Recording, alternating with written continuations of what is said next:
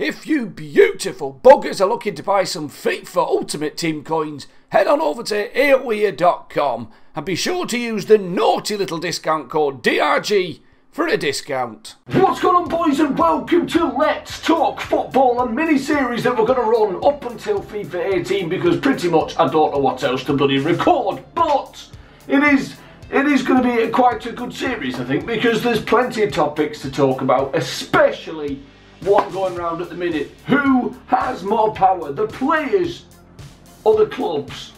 And I think this is really turned around in well, even this year especially, because it was always, if a player wanted to leave, regardless of contracts, he left. The player could go wherever the hell he wanted, and the contracts just went out the bloody window. But this season, it seems to be all changing, and I'm not going to lie, Liverpool were involved in pretty much every one of the situations we're talking about, because we had Keita, who Liverpool were trying to get, and they are denying him the chance of coming to Liverpool.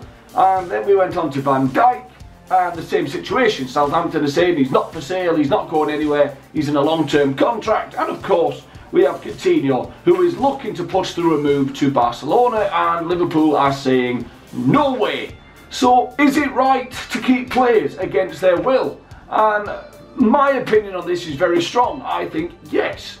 Players should not be allowed to willy-nilly move from club to club just because they feel like it. If you sign a bloody 5-year deal, then you are in a contract to stay at that club for 5 years. Yes, you can probably sit down with the club and say, look, Barcelona's come a knocking, I would love to go there, can we sort something out? And there is no doubt in my mind that happened with Liverpool, and Liverpool told him, give us 1 more year and we'll respect the fact you want to move on to Barcelona, we're going to make a crap ton of money off you and let's do it that way. But no, Barcelona have gone a dirty way about it, and they've seemingly been saying to Coutinho, well, God knows why they're talking to him in the first place, surely that's tapping up like we had with Van Dijk, I don't know.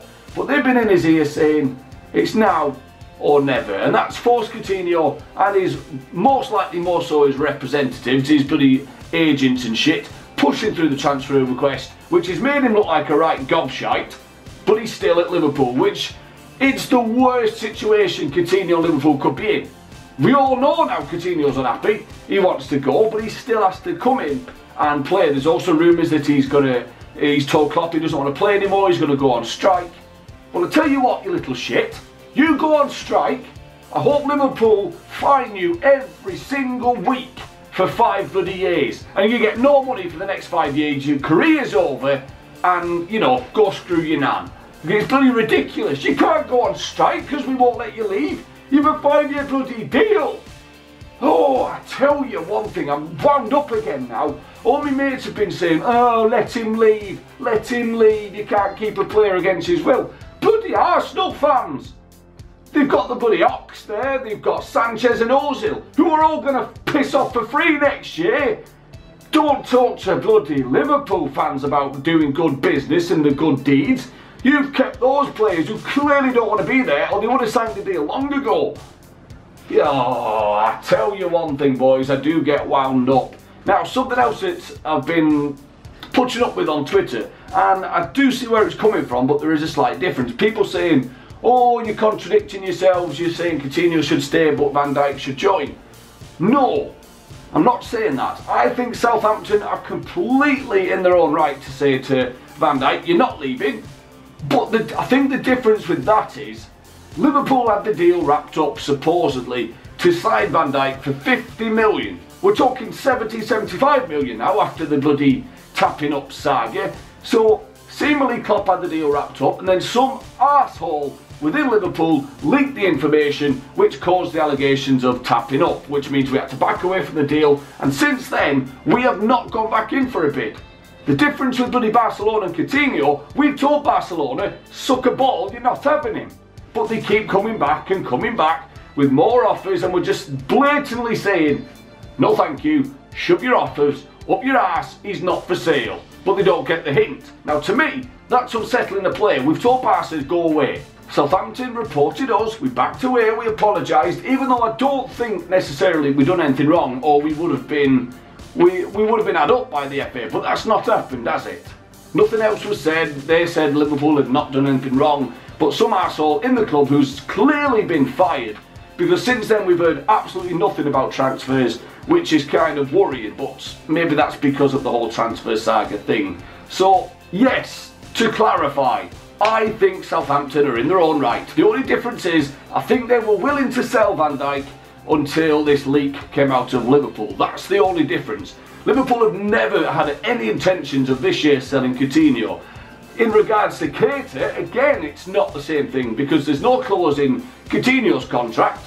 Keita can go for, I think, is it 40-50 million next year. We were willing to pay 60-70 million for him this year. It could even be less on his release clause next season. So to me, they're a bit silly not selling him now when they're going to lose him for a lot cheaper next season.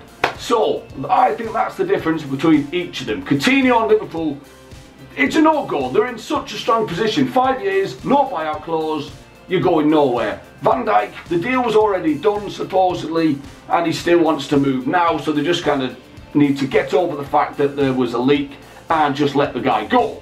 But again, if they want to hold on to him, they're in their own right. He's got a 5 or 6 year deal as well. Keita, they should let him go because they're going to lose money. That's the only reason I'd let him go, but again, in their own right. Clubs are finally fighting back against players, and I think it's fantastic. Sign a deal, shut your mouth, sit down. Well, don't sit down, go out and play football.